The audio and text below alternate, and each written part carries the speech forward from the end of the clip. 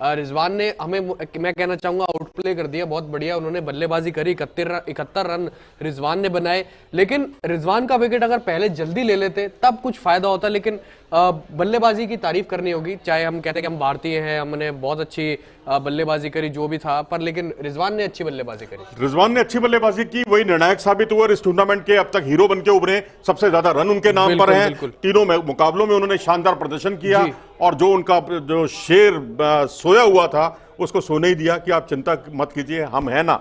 तो ये काम इस अंदाज में उन्होंने कुछ स्ट्रोक खेले रिजवान ने। और सबसे बड़ी बात यह है कि रिजवान अपनी शैली से थोड़ा सा विपरीत खेले, क्योंकि वो आमतौर पर मैंने उनको देखा ऑन साइड पर शॉट खेलते हैं, वो ज्यादा स्क्वायर लेग बाउंड्री ज्यादा खेलते हैं, मिड विकेट बाउंड्री ज्यादा लगाते हैं। और यहां वो स्क्वायर तो खेले ही, लेकिन साथ ही आज उन्होंने 3 कट शॉट खेले हैं। हाँ, ये बड़ा सरप्राइजिंग था मुझे देखना कि रिजवान जो है, उन्होंने भुवनेश्वर कुमार, हार्दिक पांड्या और चहल पर जो कट शॉट लगाए हैं वो वास्तव में काबिले तारीफ थे, जिसकी जितनी प्रशंसा की जाए उतना कम है। और बॉलर्स की लाइन जो है धरी रह गई, वो भी हैरान हो गए कि यार इसको तो हम यहां बॉल डाल रहे हैं और आउटसाइड द ऑफ स्टंप, वहीं पर अटैक को फोकस किया हुआ है हमने, और वहां पर ये बंदा जो है लगातार कट पर कट लगाया जा रहा है। और ये एक बहुत बड़ा मास्टर स्ट्रोक साबित हुआ। और दूसरा मास्टर